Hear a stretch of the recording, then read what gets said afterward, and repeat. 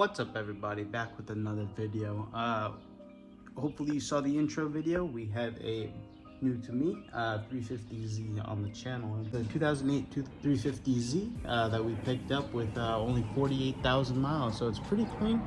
The only issues are pretty basic issues that, from my understanding, a lot of 350Zs have. It's a lot of basic wear and tear. So today we're going to be taking care of one of those big issues. So that's going to be right here in the door cards. So as we can see, these door cells have seen better days.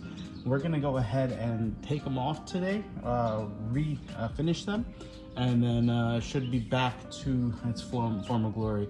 Not sure exactly why Nissan initially chose to even do it this way, because as you can see here, it's a very brittle paint that they use that can scratch away very easily. So we can go ahead and pop this off, go ahead and replace it, and hopefully make it look way better than it is currently. So let's go ahead and start that process. It should be pretty straightforward, but you never know with these types of things. Slow and steady will eventually be able to fix everything. Throughout the entire car, there's little plastic bits just like this that we need to eventually replace, but we're going to start with this piece and the one on the passenger side, and then we'll go from there, see how they look. Eventually we'll go ahead and replace the interior bits that are just the same. So as you can see over here, these bits over here are also experiencing very similar issues, but a lot less, but you can still see the general wear and tear that's happened. I mean, this is a car from 2008, so we've expected little things here and there, but we'll go ahead and for now fix these little door sills and then be a lot cleaner, because for right now that's the big blemish, I guess you could call it. But other than that, this car is pretty clean, other than all the pollen. You can kind of see the haze of pollen, even though I just cleaned it on Sunday. It's already filthy. So as you can see, the RS3 is just chilling there with the little Tesla right next to it. So let's go ahead and pop off these door cards, and or sorry, not even the whole door card. All we have to take off is that piece right there. And then we'll go ahead and sand it down, prep it for paint, and get it all refinished.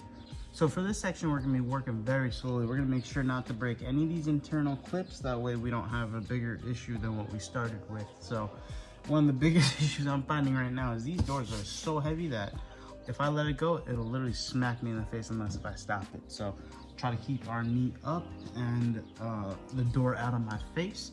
And let's go ahead and try to pop off these guys right here. Like I said, we'll go nice and slow. We gotta find the right tool first, and then let's see. And the good thing is, if I scratch this section up, doesn't matter. I'm gonna repaint it anyway. So.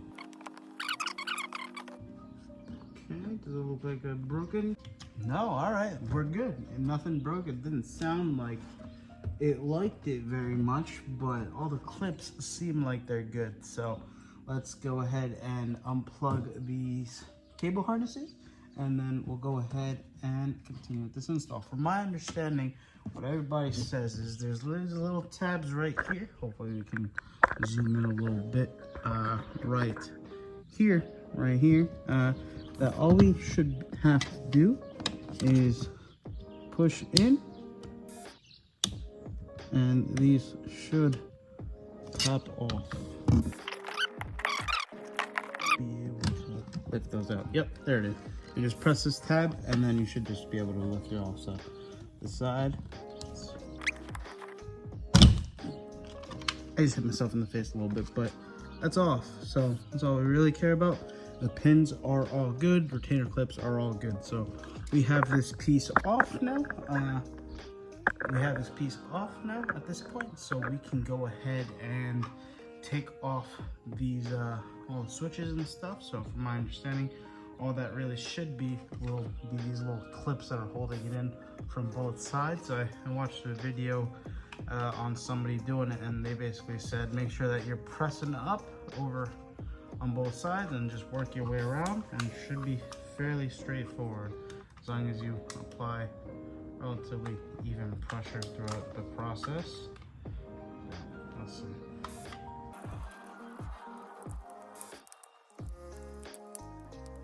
Oops, but there we go. So there's both sections officially off.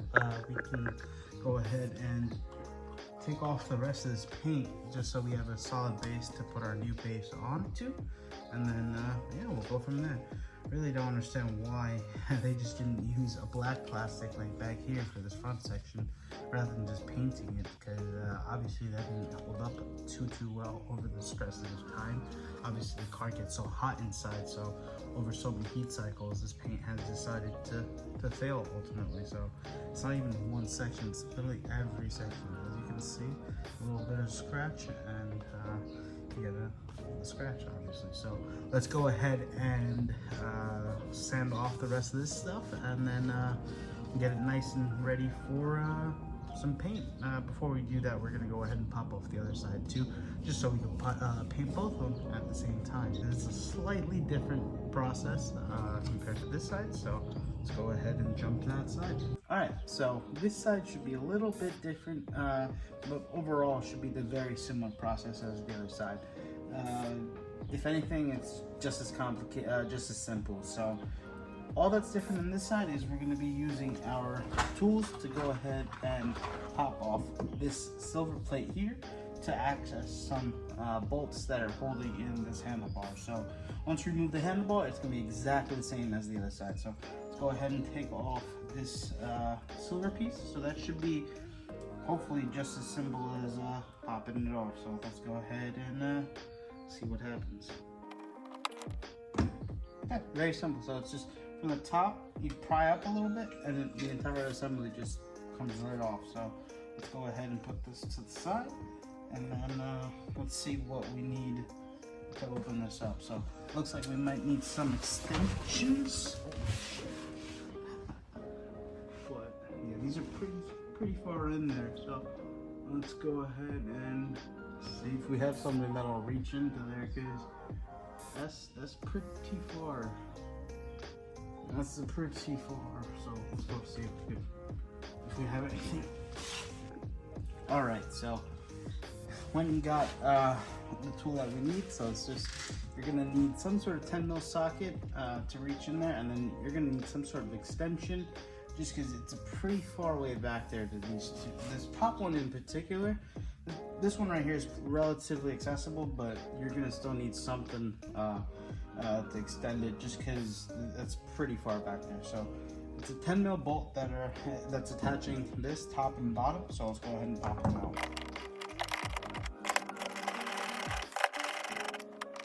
That was weird.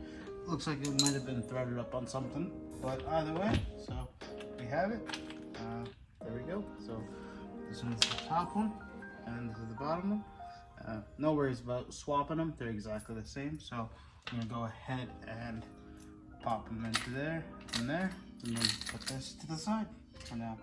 And then, like we said, the other side is exactly the same as this side. So we're gonna go ahead and grab our tool, work our way around, and make sure not to mess anything up further. So go ahead and grab this, slowly but surely grab it, and then just work our way through.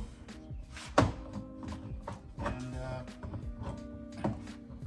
from my understanding, make sure when you pop this off, go straight up versus pulling out towards you or at a diagonal. So as long as you're going relatively straight up, you should be okay.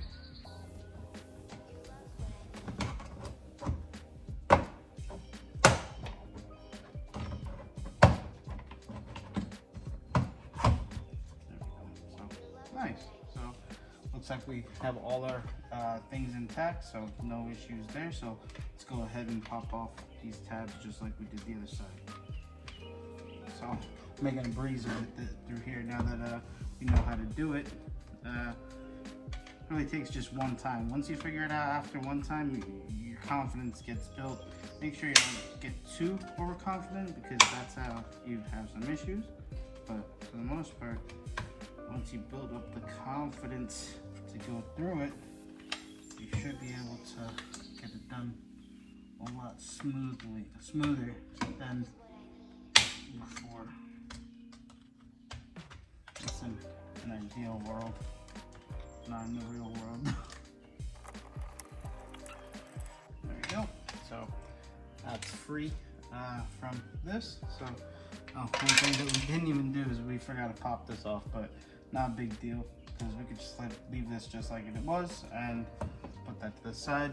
We're really just focused off this guy. So let's go ahead and grab all our tools, put them to the side because we're obviously gonna need most of those things to put everything back. So let's go ahead and try to take off the paint for this one and the one on the other side, and then hopefully refinish it. So let's go.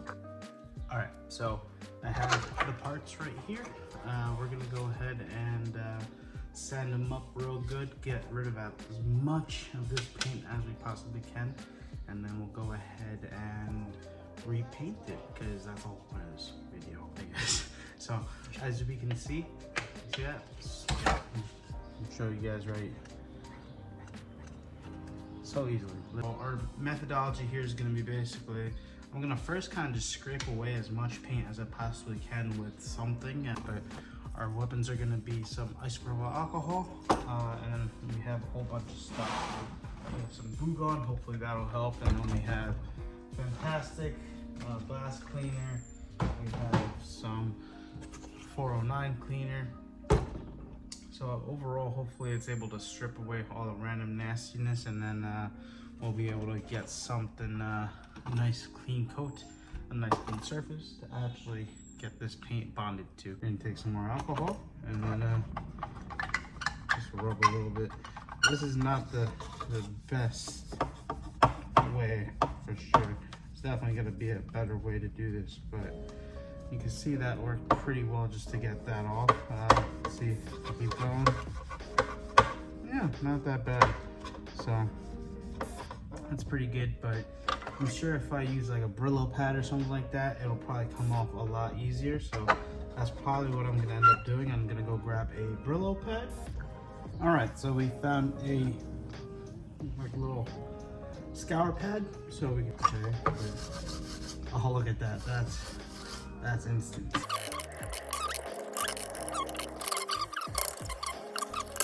So, as you can see, it's pretty clean for the most part. We're gonna go ahead and wipe this off real quick. That's disgusting. So for the most part, I think that's good enough because we're gonna go ahead and sand this still. So once we sand it off, it'll get all the little extra bits off of one. So let's grab the other one. It was so brittle, like literally little scratches would completely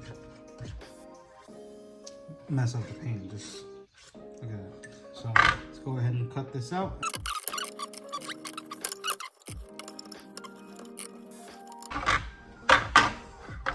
There you go. We have two gray pieces. They look pretty good. They kind of want to make me want to keep it the way they are, but no, we're not doing that. Obviously, we did all this work, so we're gonna make sure that's nice and matches nicely to what we have in the car already. We're not gonna try to make it new.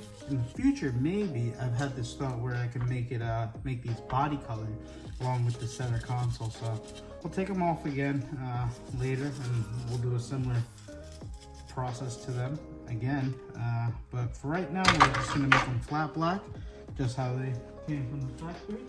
But yeah, I think they came out pretty good. It's fairly clean, as we can see. They're literally back down to the bare plastic. So let's go ahead and sand these down so we have a better material for the paint to actually grip into, because in the first round it was so bad. It's so smooth where the paint had nothing to grip onto. That's probably one of the reasons, other than just the pure paint that they used. That's one of the factors contributing to the poor overall performance of the paint. So let's grab some sandpaper, and we're gonna go ahead and knock it down a little bit. So we got, what do we got here? Yeah, that should work. We have some 500 grit. That should work well. We're just gonna use some water. Wet sanding is just always a little bit nicer. So just gonna give it a nice little sand down. All right, so the two pieces are completely all cleaned up. Now we're gonna go ahead and use our trim and bumper paint to go ahead and give it a nice flat matte coat, just like you could see at the top of this can. It's not gloss black, just because most of the stuff in there, if not all of it, is a nice matte black versus a gloss black. So let's go ahead and we don't have anything special set up for painting today, so we're just gonna be using good old newspaper and taking it nice and slow. So we're gonna go ahead and yeah, just lay out some newspaper and give it a nice couple coats.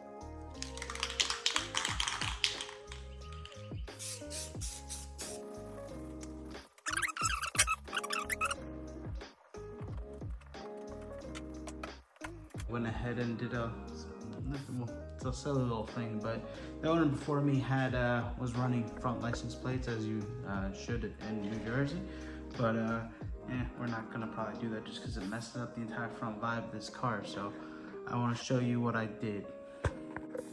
So what we did was, you can see it got little stickers, and they're not the best exactly color match, but it'll do until I get this whole entire front end repainted, because as you can see, obviously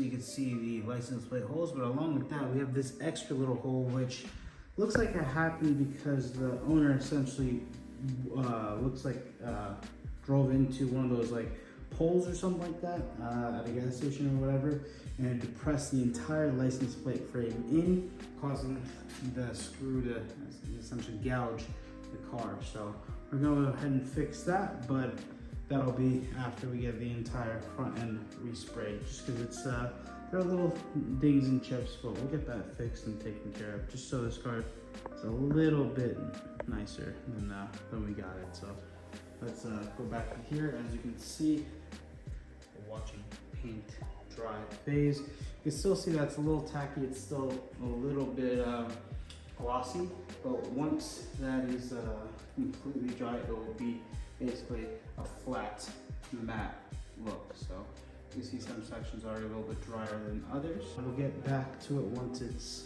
completely dry, so see in a little bit. So we're back. We got the trim pieces installed and looking pretty good. They're not exactly matching the OEM paint, which I guess the OEM leather color. So I'm a little disappointed in that. We're probably gonna end up fixing it just because I personally don't like how dark it is. So let's go ahead and show you guys how it came out. All right, so as you can see, it came out, you can probably see it right there. Came out pretty good. It looks a lot better than how we started. And then we have the passenger side obviously over there, so that's looking pretty good as well. Obviously this little bit, this whole entire section right here, we're gonna want to switch out just because it's all scratched up, as we can see here. So and it's just as easy to scratch up as the door sills were. So we're gonna go ahead and fix that. I'm not sure if we're gonna fix that for right now or until we test a couple other pieces, and then we'll go ahead and fix that up. But for the most part, came out good, way better than what it was. Like I said, ultimately I was even thinking that we might make this section, this entire center section, and that section into paint match. I've seen a bunch of people do that. I've seen a bunch of people do carbon as well, but I really do love the silver of this car. So I'm thinking it'd be really nice to have this all paint matched nice and silver. So yeah, so there we have it. We have the door sills done. That's the first official mod, if you want to call it that, for the 350Z, other than tints obviously, but tints aren't really a mod. So all right, so as you can see, the process was relatively straightforward. We were able to get a decent end result. As I mentioned, I want to get it color matched to possibly the outside silver right here. So that's a possibility in the future. We'll figure that out eventually, but for right now it's looking pretty good. Thanks for watching. Like, comment, subscribe, all that good stuff, and until next time, see you later. Peace.